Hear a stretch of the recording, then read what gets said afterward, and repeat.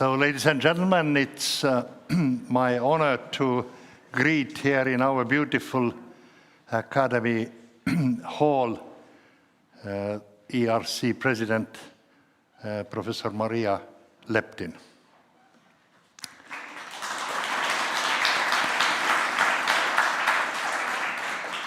So we know her well as ERC President, but before that she served 12 years as the Director General of EMBO, European Molecular Biology Organization, which is the European Academy of the Modern Biology. But many of you don't know that she's actually a developmental biologist of international caliber. Her research has been focused on the fruit fly, Drosophila, and she has been investigating the molecular aspects of early development. And I'm very happy that she, like me, has also investigated growth factors, in particular the fibroblast growth factor role in Drosophila development. She got her PhD in '83, then she spent postdoc in the MRC Laboratory of Molecular Biology. That's the place. This is a lab who has 12 Nobel Prizes, and 12 of the lab alumni have also got a Nobel Prize. So then she worked as the group leader at the Max Planck Institute in Tübingen, and then was a visiting professor in Paris, and then also in UK. So she's a European scientist par excellence. So what I would like to say that her science has been also very much recognized. She's actually the member of EMBO since 1996, member of Academy of Europe, member of the US Academy of Sciences. That's actually very few Europeans are the member of, and then also the foreign member of the Royal Society, one of the oldest academies in Europe. And then many honorary doctorates, but ETH Zurich and University of Cambridge on top of that, which show the quality. So before I give floor to you, Maria, I call upon Renno Veinthal to give the greetings from the Estonian government, I assume.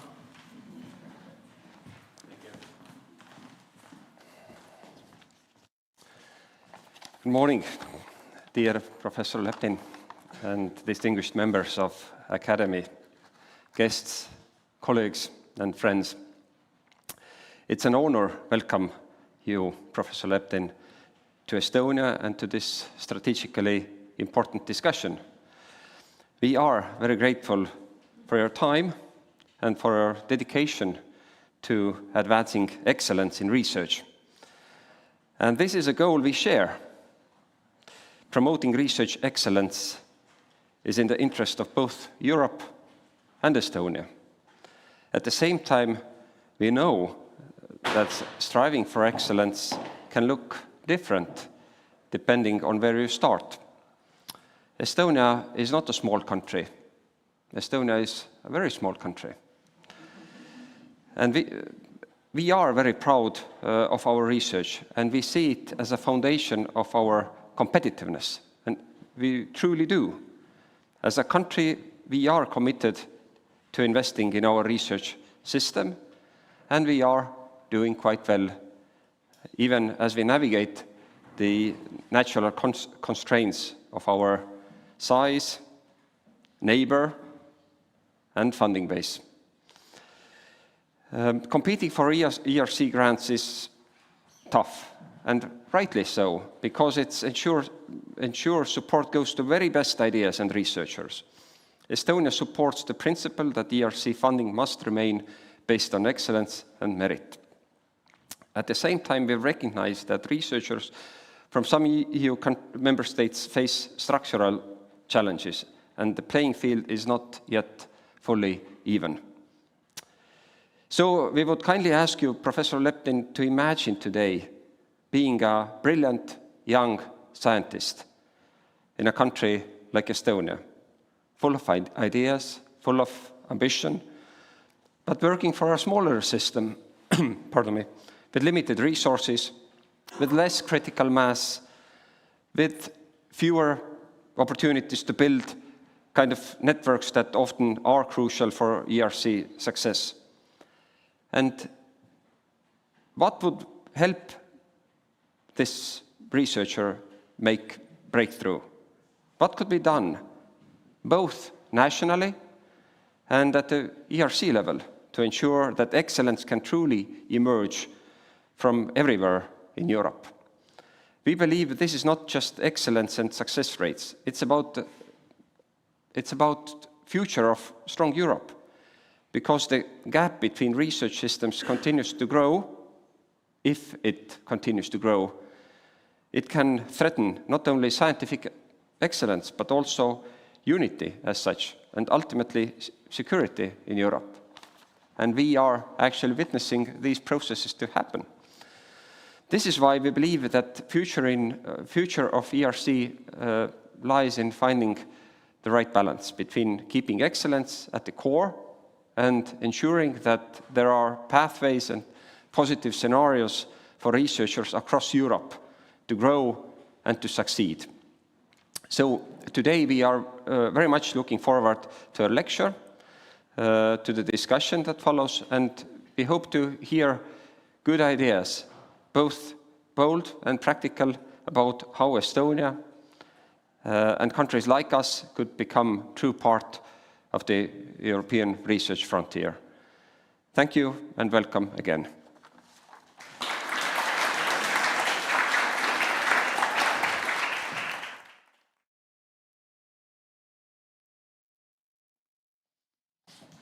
Thank you, dear Mart, Renno, Anu, dear friends and colleagues.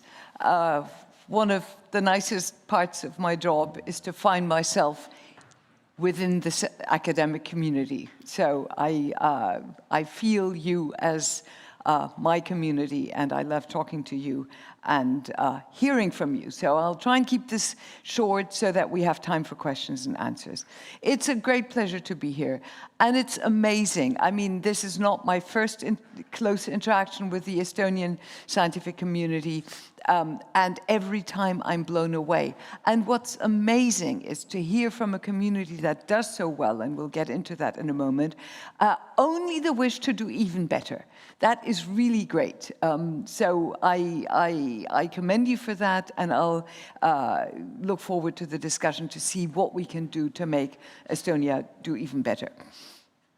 Now, remember, the ERC was created in 2007 by a bunch of visionary members of the research community, complemented by equally visionary politicians on the side of the EU government, to do something that was not present at the EU level at the time, namely to fund research only based on excellence and nothing else, and to trust researchers themselves to know what the best ideas are, to propose them, and to empower other researchers to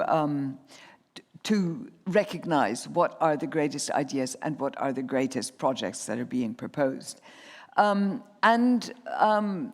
we see the success of that vision that our founders had at the time. And we're often asked, why is the ERC such a success? And of course, the ERC is such a success because it funds the wonderful scientists that some of whom we see here. But that's an effect, not the reason. The reason is the wisdom of the founders, who made it clear that it has to be excellence only, researcher-driven only, and selected by researchers only. And that is unusual in the European context, and is something that needs to be cherished and protected. And I'll get back to that in a bit. So the nice thing is that the success of the ERC has effects beyond providing wonderful researchers with funds to do their research in freedom, in the way they see fit. Yesterday we were in Lithuania, and one of the grantees there, well, not quite yet grantee, her funding will start later, said she's even now, before her funding has started, seeing the benefits of being an ERC grantee, because she's invited to more events, people whom she asks for collaborations. She has a very collaborative grant, or she asked for collaborations before she applied, said yes for an ERC grant. That makes a difference. And of course, for institutions, it's a good way of calibrating. So it's good to see that this has, the ERC has come that way. It helps individuals to grow. It helps institutions to grow. It helps countries to have to have a benchmark. And in fact, so Estonia has, of course, been part of the framework program as an EU country for some time. But this is also at a broader political level important. For instance, in allowing non-EU members like the UK and Switzerland to participate. Some people are worried because they think there's fewer grants for the rest of EU. Of course, that's not true, because UK and Switzerland and Israel and Norway bring in their own money, so they pay. So we don't lose grants just because we have the competition. But what that competition does is it raises the bar for everything, including Switzerland and UK. So we've created, the ERC has created a European league as opposed to a national league, in which everyone competes. So that's the justification for people feeling very proud about obtaining an ERC grant. But like I say, funding those researchers is not all. What the ERC also has done is, of course, to fund the group members of those people. So it has that funding. Some people don't believe in ivory tower science. Some people feel that we should do more for competitiveness. We all agree that we must do, but that we should much more directly fund innovation or whatever. But what, of course, these grants have also done, so we've funded about 14,000 PIs since the beginning of the ERC, but these people have trained some 150,000 people in doing research, in having the skills that our countries need, that Europe needs, and that the individual European countries need to do innovation, to be competitive. So we must remember, even the most ivory tower projects that are funded train people in critical thinking, in understanding the scientific method, and contributing to our cultural, intellectual, and economic life. So you, Estonia, have obtained some 20 ERC grants, of which 10 are in the current framework program. And so half are in this framework program, but this framework program is we're only halfway through it. We're only at the halfway mark. So you have another few years of opportunity to double your success rate. And let's hope you do. Like I say, what I've heard from politics, from your supporting structures is very important. And I'll be speaking to the Prime Minister's Research Council this afternoon and about the connection of excellence-driven, curiosity-driven research and innovation and competitiveness. So that's the sort of general parts about the ERC. I want to tell you a little bit about the current planning for the next funding period, the next framework program, the next multi-annual financial network, and then I'll talk a little bit about actual changes that are going on to ERC, to our funding schemes and mechanisms. So as you know, as most of you will know, the European budget has to be renegotiated every 7 years. We are in year 4 now of the current budget, so the next one starts in 2028.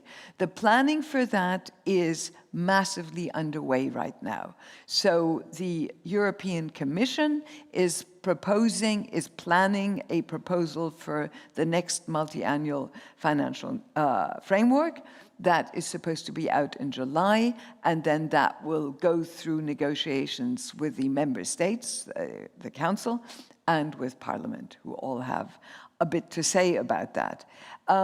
There has been a debate over research funding, where the government had initially said there will be no framework program, research will be incorporated without being clear about how into a competitiveness fund, which of course got the research community up in arms, because one thing that research needs, I'm sure you all agree and you're all aware of that, is stability. We cannot fund research by saying this year we allow everybody to apply for great grants, next year, sorry, no grants. That doesn't work. And so the representatives of the research community had a lot to say about that. And only 10 days ago, President von der Leyen showed that she can listen to the research community, which is good, and she's put the framework program, the idea of a ring-fenced budget for research, back on the agenda. Nobody knows yet how that is going to look, but the negotiations are on. And it is, of course, very important for Estonia to participate in that discussion. I hope we'll have some time this afternoon to talk about that. The support of the scientific community is important. It needs to be heard. And in particular, one thing is, so we need to continue to champion funding. We, the Scientific Council, have called for doubling of the overall research spending in Europe. It's really pitiful what is being spent in Europe. So more should be spent, and we use the example of the ERC to justify why we need twice the funding. We need to inflation adjust our grants. They have not been adjusted since 2007. And we have many unfunded A's, and probably some of your faculty or some of you were among those unfortunate people who were judged an A but then didn't get the money. So we need to be able to pay more. So that will require a doubling of the funding. But I've already mentioned the reason why the ERC is doing so well, and that is the selection processes, the international panels of experts we have who do select those who get the grants in a completely independent and free manner dictated only by excellence. That is very unusual in the EU context, where other programs have much more constrained ways of selecting and much more red tape and much more conditions. That is not always recognized as important, and in fact, the drive by the current government to have more centralized control over the programs would, of course, be hugely detrimental to the ERC. So we need to protect that, and I hope I can rely on Estonia to make that. I know you have made that point in the political context, but it will continue to have to be made. So that's where you can help. I know where ERC can help, but that's where the member states can help back.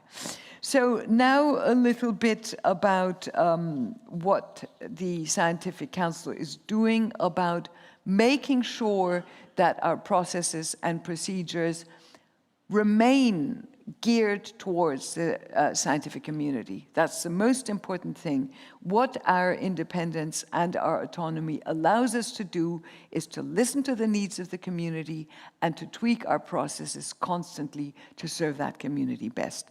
So we've made a few changes in the way we evaluate. Not radical changes, like I say, always excellence and researcher proposed curiosity-driven ideas take center stage. You know, any organization that has excellence in its mission must be self-critical. So we listen to feedback from our panels. We listen to feedback that I hear right now in the room when we had a more private discussion, but also to feedback I'll hear from you, I hope, in the discussion now. And we constantly look at our procedures. So one thing we have changed a couple of things at the next so-called work program. That is what the program that writes down what the ERC does any given year will come out soon. One thing we have got rid of or have reduced is the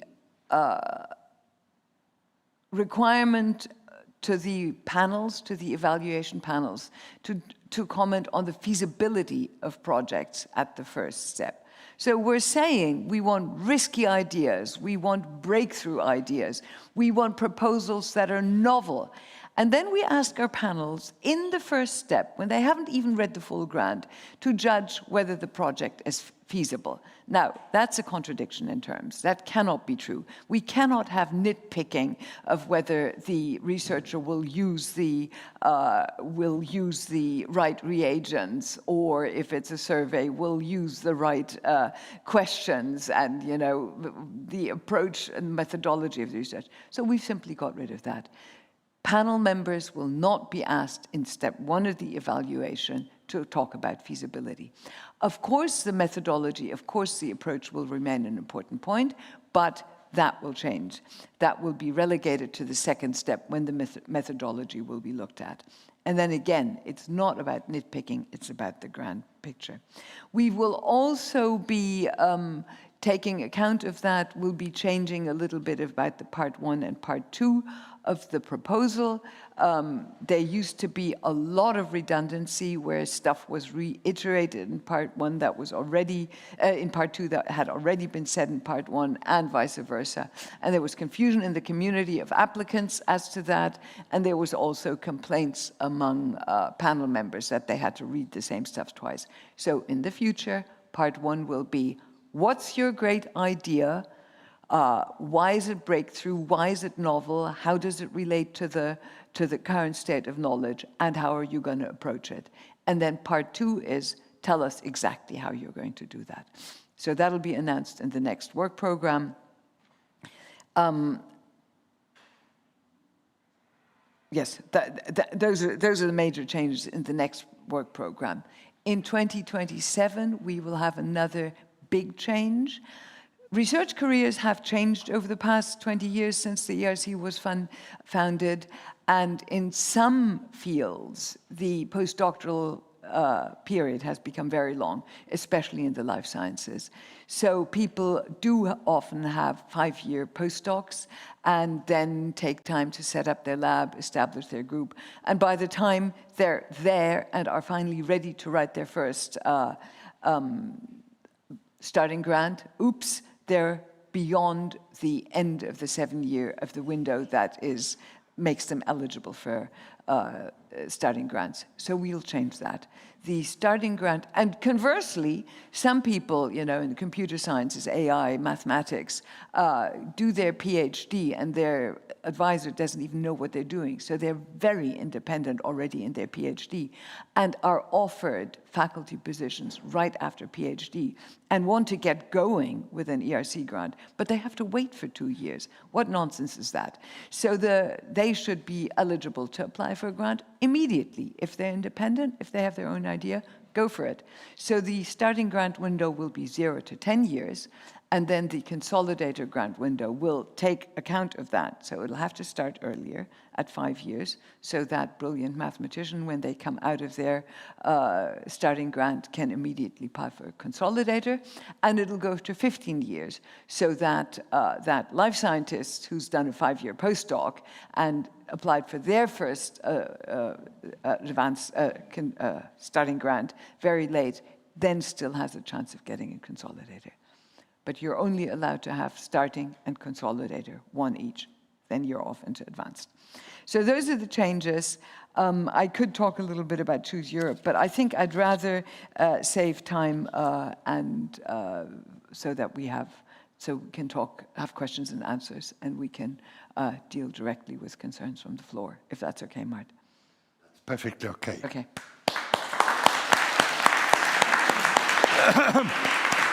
Lähme kohe. I think we can start already now there. Okay. Okay. Why don't you? I'll need my glass. It's under your feet. So all other panel members also, please take your seats here in front.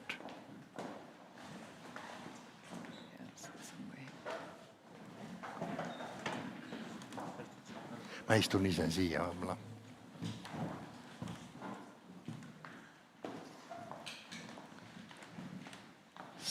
So, thank you for joining the panel. So we heard already from Maria Leptin about ERC. Maybe I can add that this is one of the few organizations in Europe that also top American scientists envy us. So we should keep it, because this is really the jewel in our crown. And I think Estonian people are very practical. We are, as Renno said, not small country, but a very small country, but relatively successful in ERC. But as we discussed this morning, we have received 21 ERC grants. The vast majority of them went to University of Tartu. And we also know that why they are so successful. They have put really effort. I think we have room for improvement.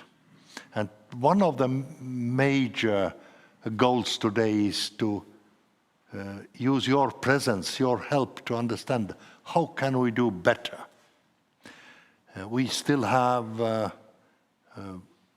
many disciplines where we don't have a single ERC grant.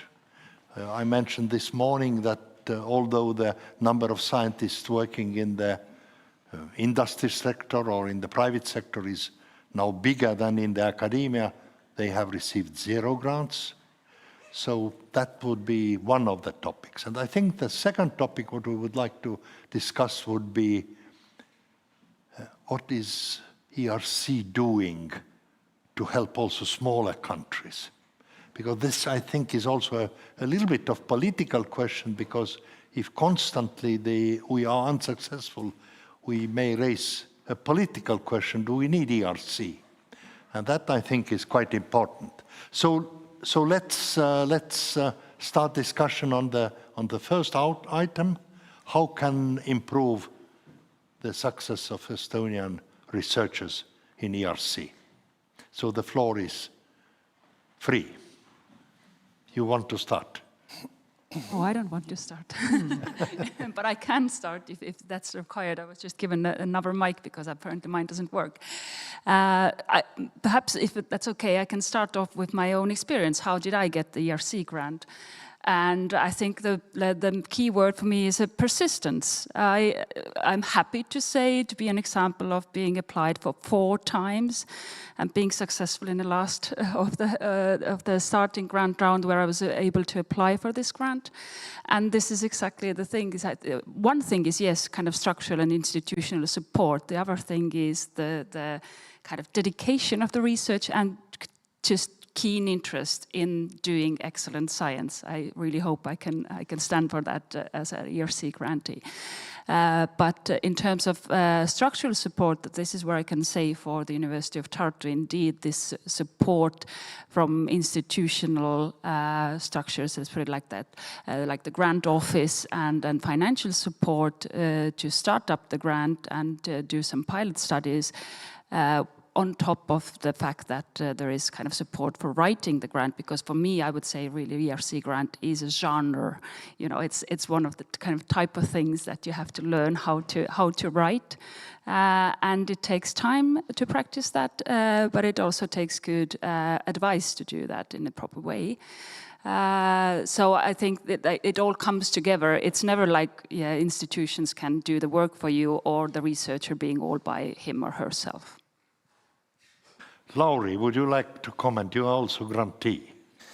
Well, I think the national character of Estonians, we are small or very small. I think it's also that how much defeat do people take. I think it's very interesting. You said it applied 4 times, and that shows certain persistence. In my case, it was 2 times, and I think it really means certain humbleness, willingness to also, you know, try again. You know, maybe they give it to you in the end to get rid of you, right? But it's as long as you get it. I actually don't think so. No.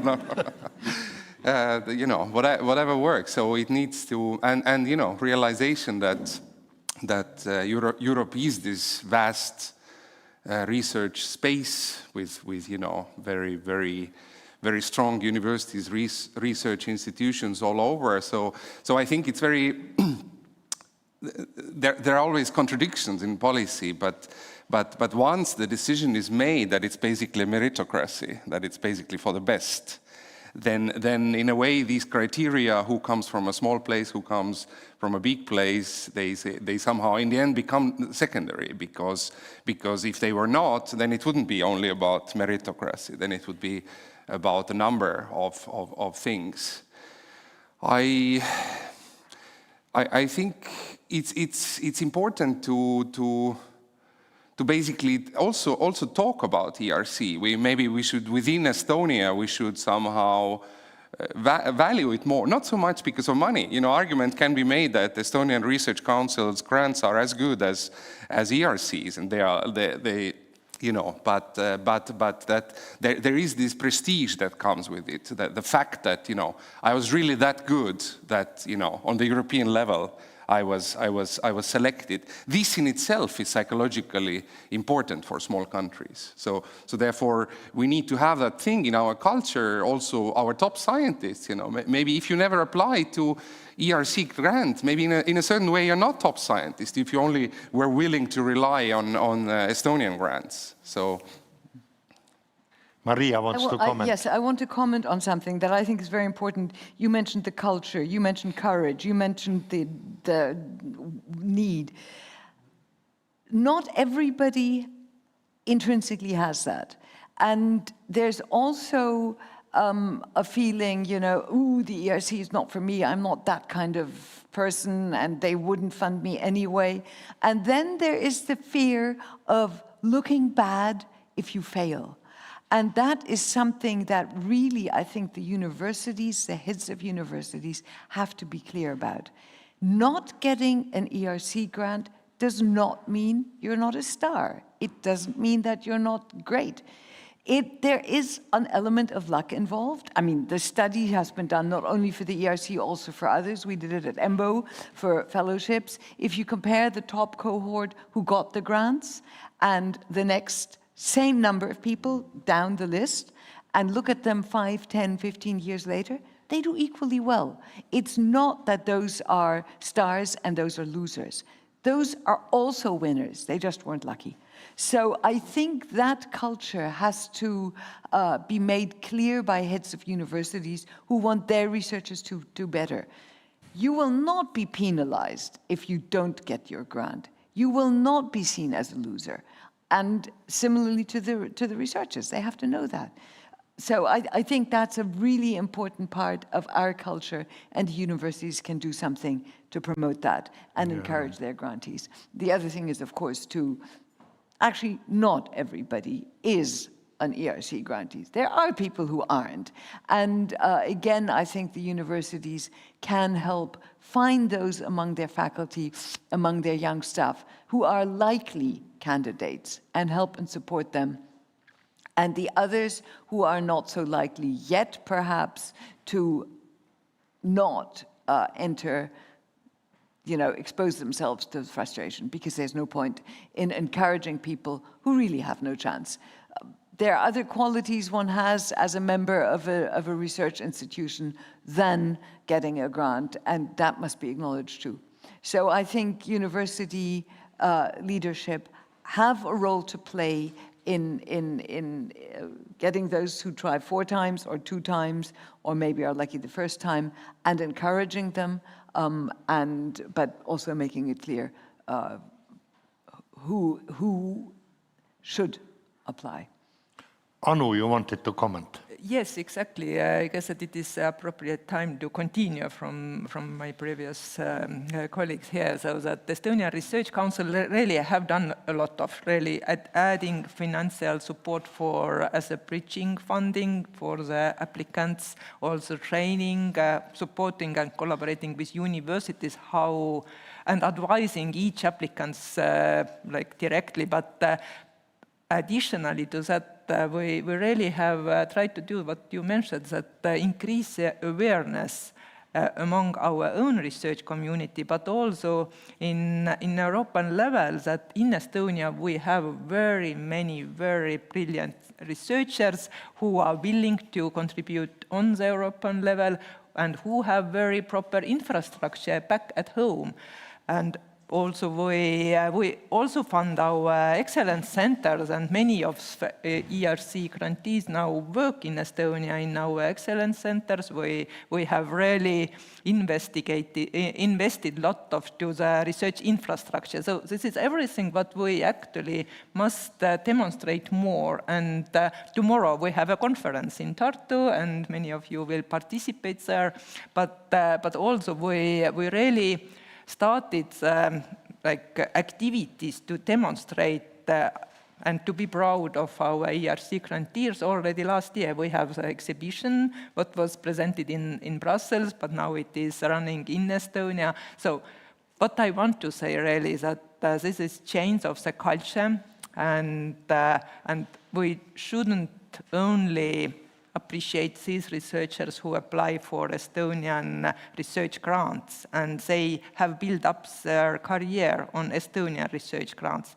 And there are very many examples of the researchers who never applied for Estonian research grant, but still they are very excellent researchers, and they got, for example, ERC grants. So it is not only about being winner in the competition, because I see ERC, it is not being winner, but it is mainly about the results, that what is the new idea, what is the new networks, what are the new generation these people actually build on larger levels than only in Estonia. And I am very, very happy about the increase of successful grants, what we see now in the current framework.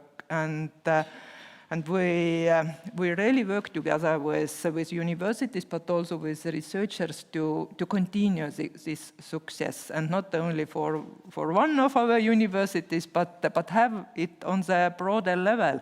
And I guess that the second thing is really to understand among Estonian researchers that even some of our researchers will go to abroad and use their network to work in some other European universities. They are not lost for our research community, but this is just additional collaborating partners, additional resources, and also additional way to show that Estonia is actually bigger than very small one, so that I actually don't think we are very small. I guess that there are many smaller countries as we are.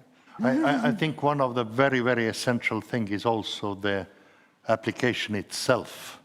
I remember I was in the starting grant neuroscience panel from the very beginning, and what was amazing was how ERC had planned the application. It was the just 5 pages of the main idea, what you want to do, and then extended CV where you explain what you have done. And our local applications, I mean, in Estonia and in Finland also, 1/3 is, as I call it, mumbo jumbo.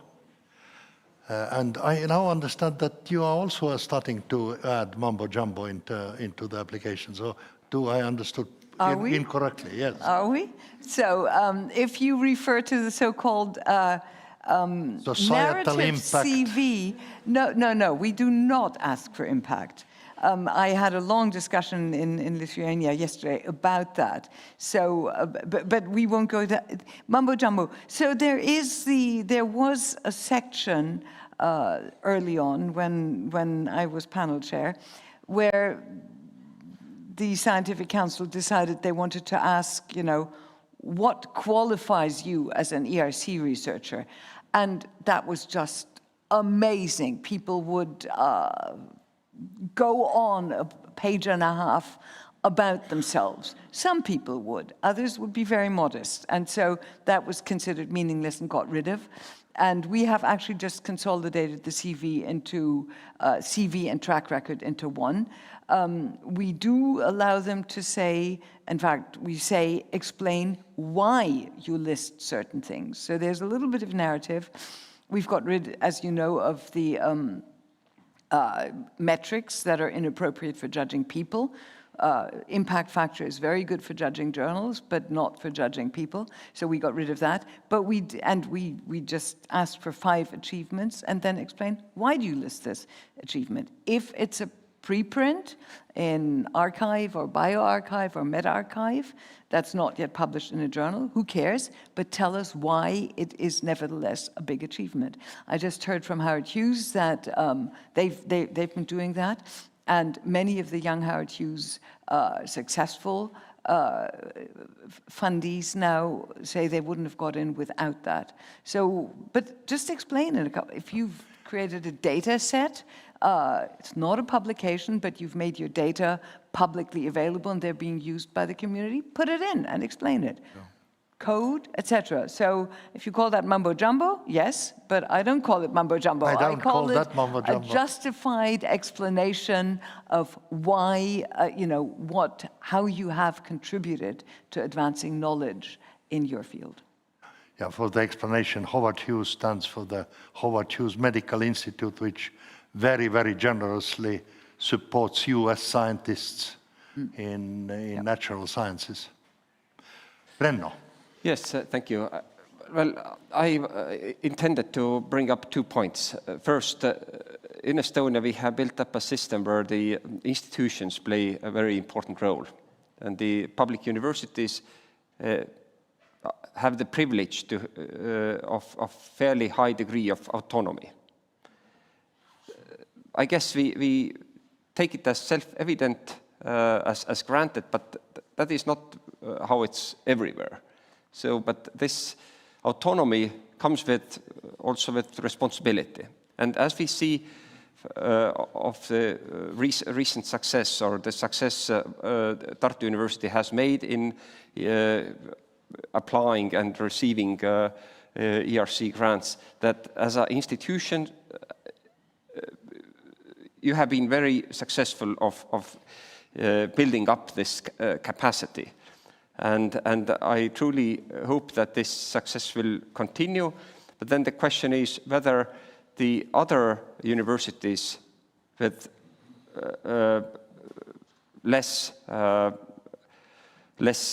with smaller universities, how are they able to build up this capacity? This is not a question to ERC, it's more of a question to ourselves, whether we really have, as a state, provided the incentive to move in this direction.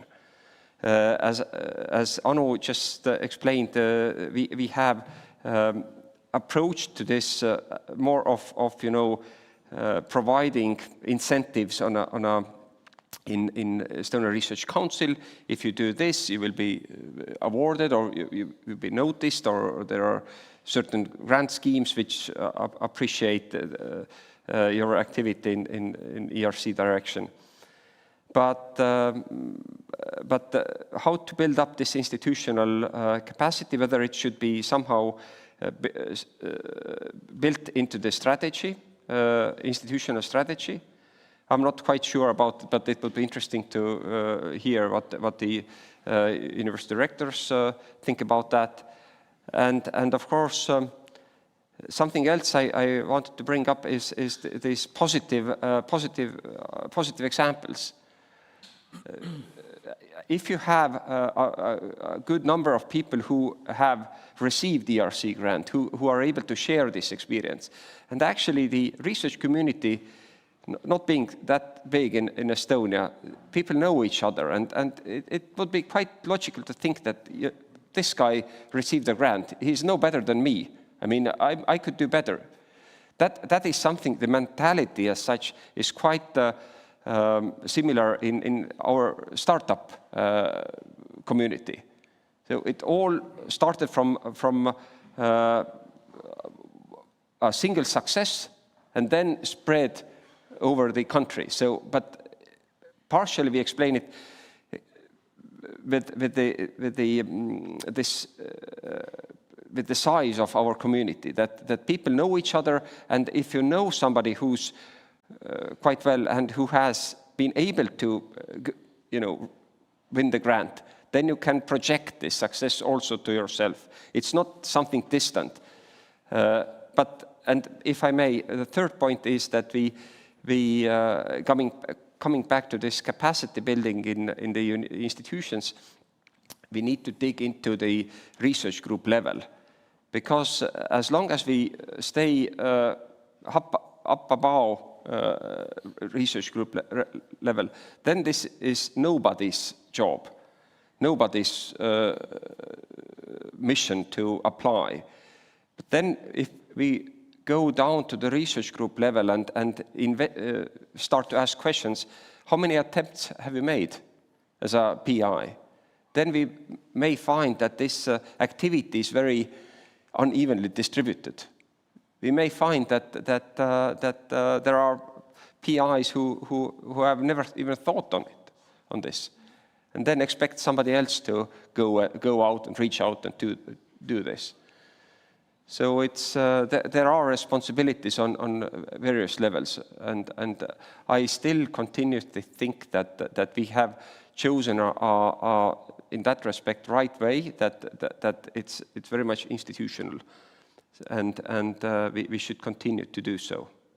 But well, you may well disagree. Thank you. You want to comment, Maria? Well, that's very interesting, but that is, I do think the heads of the universities, I mean, the autonomy is interesting and is good, I think, because that makes for, we know we need diversity to survive, very Darwinian. It's true in nature, but I think it's also true in intellectual life. So if some universities don't want to, well, maybe they have something else in mind. That's fine. Maybe they want to focus more on training and education than on research. I think that's fine. But the heads of the universities need to know what they want. And I think they need to do some of the work that you said, that research group leader who's never even thought about it, they could be encouraged. So, but that is what I meant about the culture. And they have to be told, and if you don't get it, no shame. So I think we're saying the same thing. Some leading institutions actually put a lot of pressure to PIs to apply, even to the extent that they are refused to get the local support if they don't apply. So, which is not also the right way to do. I'm not sure but the stick is the right way here. No, it's the carrot that's needed, Maybe I'd also comment this. I mean, you mentioned courage and your persistence. Then educational part, of course, has been improved a lot. I think also Tartu University pushing researchers to apply. At the same time, what I see is that most of the researchers in Estonia at least consider as, sort of first objective is the national funding, and then maybe the Horizon network projects, and then ERC. And one reason for that, why it's sort of ERC is coming as a third, is that, or the last one in this row, is that I mean, I don't know whether it would be stigma or it would be correct, but there's sort of saying that you still need like a couple of Nature papers to apply. So your past performance is one of the most important things. And then you look your list of publications, of course, and then you realize maybe I've tried a couple of times, I failed. And then it takes a lot of resources and time to apply as well. So you have to make your priorities. One thing what I see as a sort of positive sign is that our Estonian Research Council, where most of our researchers apply, is now maybe not evaluating that much of quantity of your papers, but now it's like 7 papers, to my understanding, what you feed in there, which is maybe still too many for your past performance, because at the same time, what we have is a conflict that Estonia is mostly relying in its research on PhD students. So most of our sort of research is driven by the PhD studies. And for PhD studies, you need to publish papers. And these need to be published within 4 years. And in our department, or the medical faculty, you need to publish 3 papers where 2 are the first authors. And publishing 1 paper takes 1 year time. And then within 4 years, make 3 papers. I mean, what do you do? What is a practical outcome, a solution for that? Of course, you make it not as Nature paper. You have to do the salami slicing. And I think that's what is also one thing what is actually hindering the success of these applications. I'll quickly comment on that. Yes, I mean, my blood is boiling for hearing what you're saying. So we make it perfectly clear. The guidance is not to look at the metrics or the proxies, but to look at the proposal and the work and the achievements. Now, in some people's heads, this is impossible. It is, I only look at cell nature science in the life sciences. It's different in the humanities and different even in physics and mathematics. So we can't do anything about that. But the other thing you said, the demands for a PhD, that's in the power of the universities. And I agree with you. And at EMBO, we made a change when I was still director, where graduate students who apply for postdoctoral fellowships, that a preprint is sufficient as evidence of performance. So it doesn't have to be in a journal. Universities can do that. You cannot, in my field, be guaranteed to publish 3 papers during a PhD and also do a high-risk, interesting project. You can do p-counting, sure, and then you get, but who wants that? We're not talking about that. And I'm sorry, that is the academic management system that is responsible for that. Netherlands does the same, and that's not helpful. Those minimal papers on p-counting are not proof of academic creativity. We have a lot of discussion, there's dispute internally in the country about this, so there are pros and cons. But I mean, in terms of applying for ERC, it's definitely one thing which is an aspect. There are pros that otherwise we wouldn't have it, but the price is the question. I mean, it depends on what you want to achieve with a PhD. Sure. If a PhD is a pair of hands that does the dirty work for you, but you need to give them a reward, that's one thing. If a PhD is about learning to do critical thinking, learning how to apply the scientific method and being creative and becoming intellectual independent, then this is, of course, but I think in general, we are moving in a better direction because some 30 years ago in several Scandinavian universities, you had to be first author in 5 papers. Mm-hmm. So from that, we are getting in a much better direction. Thomas. But if I just may comment, we can change it by this evening because it's not written in any law. It's in the hands of Rectors' Council.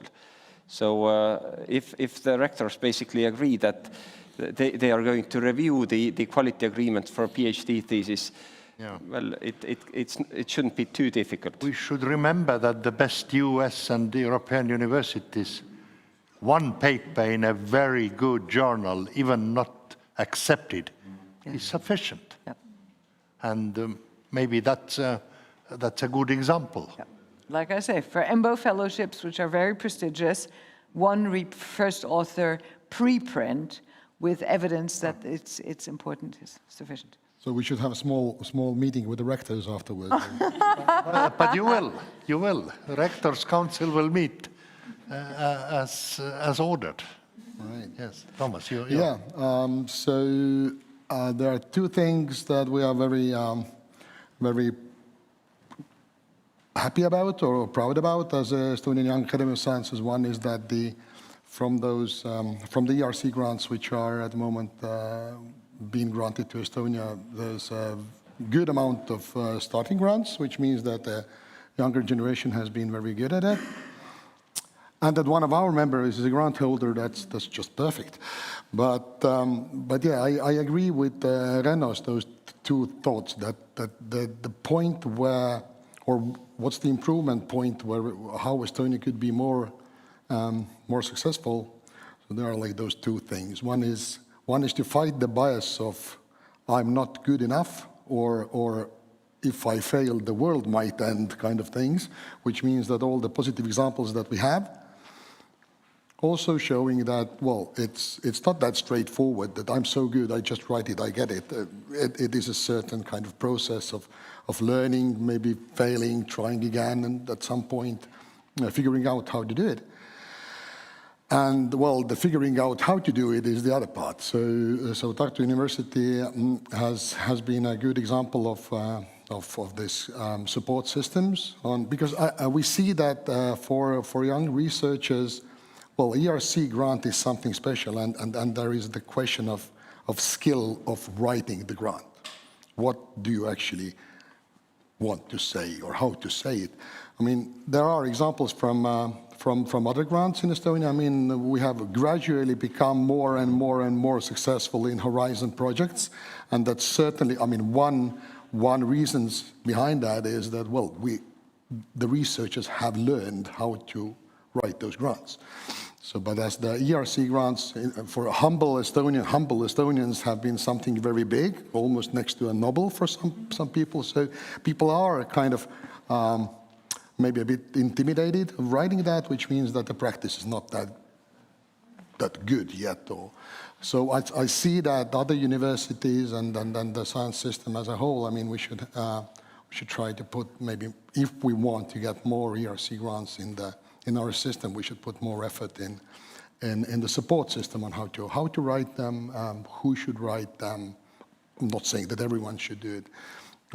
So those probably are the key aspects, especially if we speak about the younger generation. So we have some questions from the audience and probably also from the internet. Could you present them? Yes, we do have a good number of questions from Slido, so thank you for submitting them. And I'm going to start with a question that is, I think Maria Leptin will be the best person to answer it. So it is a tricky question about bottom-up and top-down funding. So the question is about, aren't we diluting our research funding by supporting everything instead of focusing on the some fields of research that are most needed by society? Yes, very, very interesting question and very important question.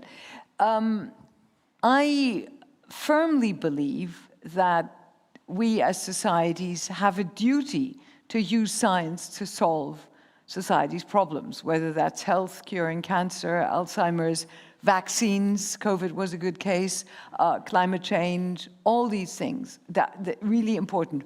Or, in fact, supporting our industries to be innovative and create wealth.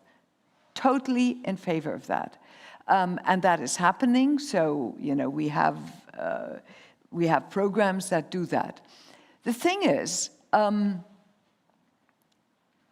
if we want, we will also face problems in 5 years' time, 10 years' time, 20 years' time. And the problems we're solving now, we are using solutions that come from fundamental research that was conducted 2 years ago, 5 years ago, 10 years ago. In the case of COVID, 25 years ago. You know, the modification of mRNA that was necessary to develop the vaccine had been done 25 years ago. The use, the actual use of further mRNA modifications had been done only a few years ago, before COVID hit, for a totally different purpose that was, by the way, funded by the ERC. And the researchers were then and they're able to convert that. So the problem with, not the problem, the good thing about fundamental science is that it feeds the pipeline. And in fact, it's really good that Ursula von der Leyen has seen that and keeps saying that we must fund the entire pipeline rather than saying only fund the end. Now, I would go further than that.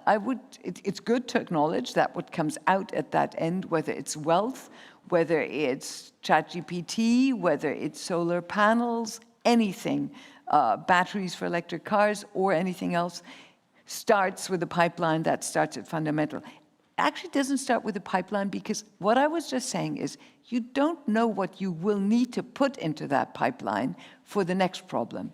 So a better metaphor than a pipeline is a huge pool in which you can dip a pipe.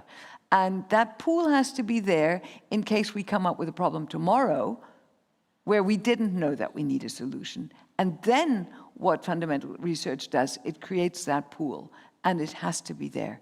And the other thing about fundamental research in all areas is, of course, we train skills, we train people in critical thinking. And finally, not all research we do has to do that. There is a lot of stuff. We are all curious. We find it interesting that 3% of our DNA is Neanderthal.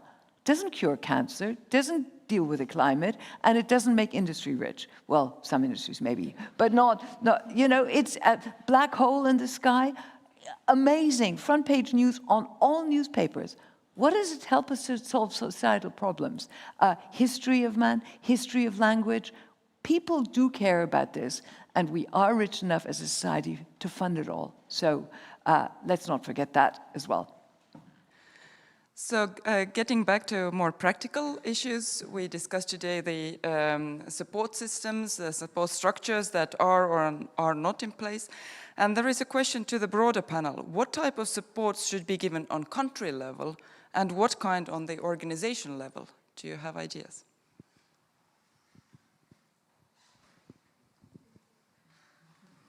I can start.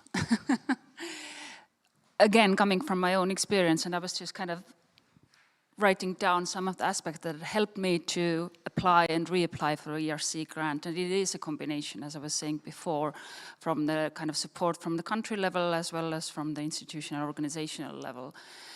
So definitely when you're writing the ERC grant, it is a lot of effort and time, but it's also so fun because you're doing your kind of dream project.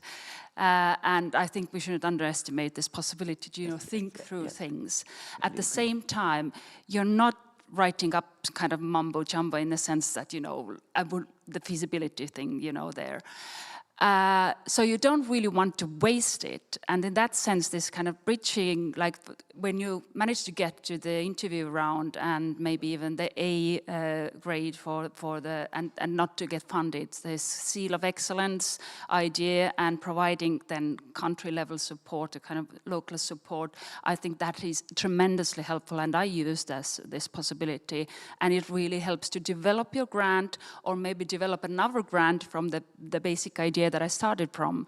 So I think this is really useful, and like as a researcher, as a scholar, it really encourages me and gives an extra push to actually start writing this.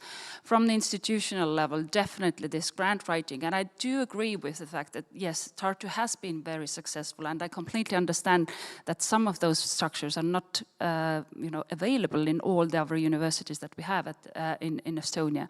So maybe there are some good lessons to learn what Tartu is doing well and what can be implemented and taken to the other universities, but maybe the Estonian Research Council is exactly like, let's bring together those smaller universities where we can start the similar schemes, like a grant writing support for the other universities as well, who are not like for the researchers who are not the member of University of Tartu.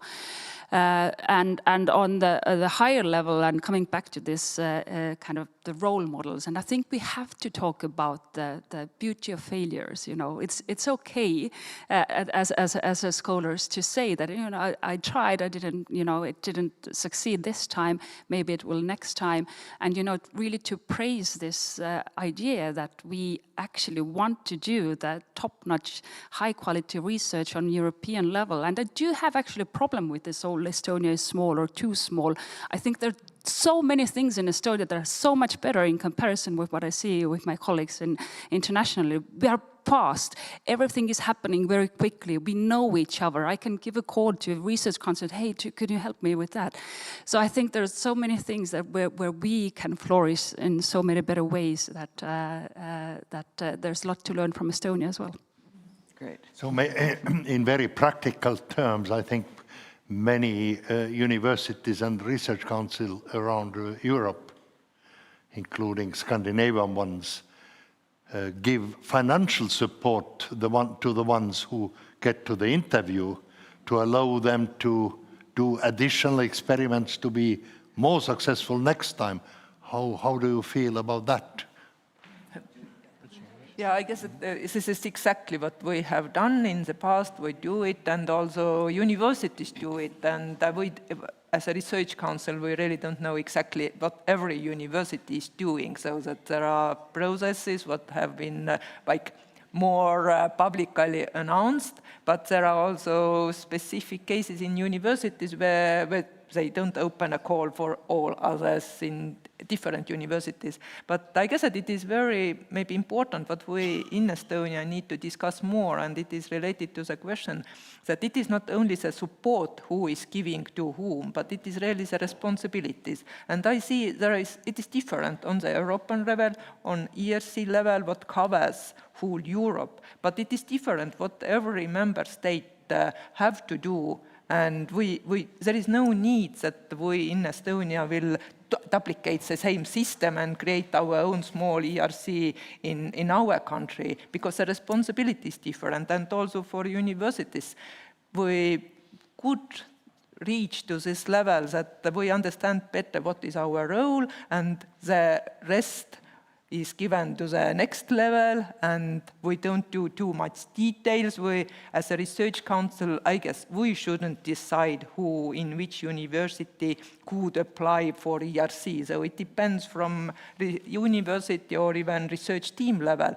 But I am absolutely sure that it is not the only one person. And here I agree with Maria and also Esther, so that actually we must appreciate this, that researchers take risks, and it is exactly way to the failure, so that it is a way that we learn. So it is not that they do exactly and reach this impact on goal, but actually in most of the cases they don't win, they don't get to this point, but they learn something else, and it may take very long time, and this is something what a governmental funding agency is really doing, that we help to cover the risks, because if we exactly know that the result is good, like $1 million or Nobel Prize or whatever prize, then it is much easier to get support. But we as a governmental agency, we take the risks that there is not such kind of result. And I guess that we really need to understand what is governmental membership, member state duty, and what we can lead to researcher, university or open body. So let's take some questions and comments also from the audience. Yes. Tina Rose. I work outside Estonia in the UK. My question is to Professor Leptin. Over the current program of ERC, there's always been a little bit of a discussion about the size of grants versus the number of grants awarded. Now, in particular, mathematicians have been grumbling that ERC grants are too big for them because they only need pen, paper, and a couple of people. For engineer and experimentalists, spending 2 million is not a problem usually. Do you have a internal conversation about that size versus the number of people funded under the scheme, because maybe funding 20% smaller grants but awarding them to 20% more people might benefit European society more. Yes. My worry is that we seem to be moving more towards bigger mega grants, which is obviously UK and bigger countries which have large facilities are all salivating over them and will benefit, and Estonia will lose out on when the mega grants are coming in. So yes, that is a topic of discussion. So the value of the grant, of course, varies massively between countries. We hear from places like Denmark with very high salaries that the grants are basically not worth having anymore because, you know, you can employ one postdoc and they say, whereas in Greece, you know, my colleagues in Greece can employ a whole team. It's a problem. I've already said that the grants have not been inflation adjusted. They were intended as very, very attractive grants and big. And so if anything, the discussion is they have to become bigger. And of course, nobody wants to do that because it'll have the opposite effect of what you're saying, that we can fund fewer. You also brought up the famous mathematician who needs only pen and paper. That mathematician is very rare now, but I'm sure they exist. Mysteriously, all starting grants, regardless of whether it's the philosopher or the experimental genomics person, end up being 1.499.86 euros. And this advanced grant, for some reason, each grantee can explain exactly why they need 2.4999. So it's clear that the grant size has nothing to do with the project. It's just asked for the maximum. And I know in some cases that grantees are urged by their universities to do that because the university gets the top up. Now, to try and begin to micromanage that, the balance between European countries, salaries, I mean, the number of proposals we've had don't make it salaries, make it positions, but you know, different fields need different positions. And so the answer is, I mean, my preference and many people's preference would be to make it a lump sum without even, that's what the Human Frontiers and Science program does. They get a lump sum. People there have to submit an idea and an approach and don't even have to submit a budget. That would be my preference. Then we stop this nonsense of justifying why you need that type of microscope rather than that type of microscope, or why you do your sequencing here rather than... So it's been discussed. The complexity, as always with the ERC, is having to square so many parameters that it would become a nightmare of micromanaging. That's... Operate largely on tabletop facility basis, basically. The facilities for science, I'm talking about science here, not social science, are smaller. And so when mega grants come in, smaller countries are not going to be able to tap in because they don't have facilities to these mega grants, and they go all to UK. Yes, you know, France, which have synchrotrons, large, expensive. Well, that is, I mean, CERN is the prime example for that. Not every country can have a CERN. And in other fields, in the life sciences, certainly the microscopy is becoming a difficulty. The core facilities, you know, genomics, proteomics, mouse facilities. It's not fair. It's not fair.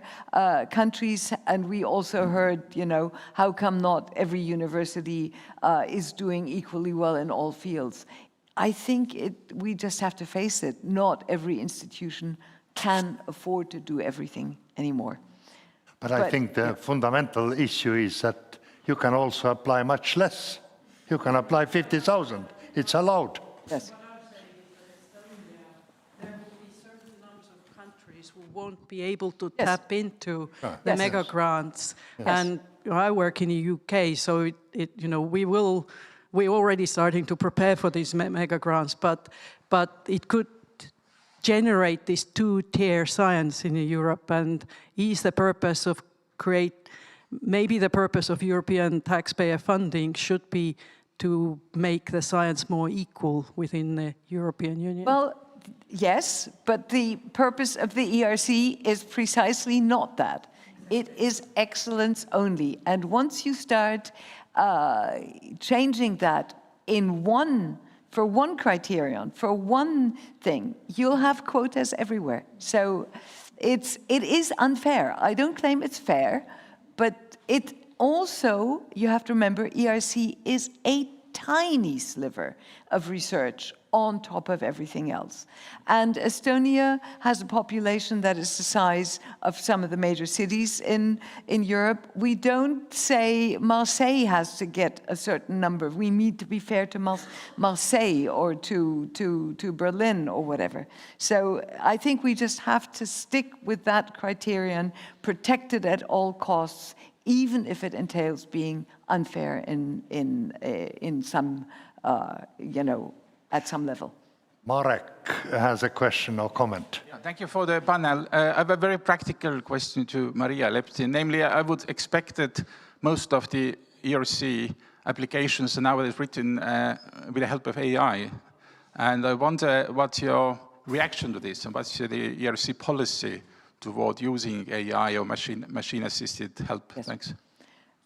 So the Scientific Council looked at that question right from the start. You were asking specifically about grants written with the help of AI. Yeah, so of course, when ChatGPT first came out, many grant agencies said may not be used or may be used but declare it. We decided not to do that because, for a number of reasons. We can't police it. I mean, I can recognize some text, whether they're written by AI, because they're so bloody boring. But so we can't police it. Maybe it's just a boring writer. If they declare it or not, again, we can't police it. People use agencies to help them write. I think that's also not wise and not a route to success, but we don't ban that. We use spell checks, we use grammar checks. So we just said, well, no. Ultimately, it's the responsibility of the applicant to take responsibility for what they supply. Then people said, yes, but what if somebody comes up with an idea that ChatGPT came up or AI came up with, it's not even their own idea. Do I care? If the panel thinks this is a brilliant idea, if they think it's well-founded, well argued for, and if they think the researcher has the capacity to carry out that project, fantastic. Why not? It enriches our lives. So we said, nope, we don't care. It becomes more difficult with referees using, and we've had some crass cases there, so we are on the lookout. And then, of course, people are beginning to use AI for sorting grants, for assessing, and we're looking into that. Very difficult. We will be asking feedback from our own community of researchers in that field to make sure we don't do anything silly. Yes, behind that. Good afternoon. Professor Maria Leptin, I would like to ask a question regarding the artificial intelligence research. It's quite a groundbreaking field, nowadays very relevant, and since my research also about AI in financial organizations, I would like to find out if you actually have a preference, give the preference to the researchers like AI in any kind of field, for instance, the financial institutions, or there is no preference given to the groundbreaking research, which is actually the most, I would say, one of the burning topics nowadays. Thank you. So the whole point is that we have no preference. We, in this case, I would say, is the scientific council of 22 top researchers from the entire world and from all fields. We have our private preferences, but we set no preferences. That's part of the point. So other programs do top down, and the preference of the panels should be the most exciting idea. And that can be in any field. We deliberately, internally, don't call it fundamental science or basic science. We call it frontier science. Like you say, we could be, it could be in finance, but it's also, we fund engineering, we fund medical research that is very close to application. So application and usefulness is not a negative criterion. And that's why we call it frontier research. It's working at the frontier of an intellectual problem that is what's looked for, and pushing that frontier.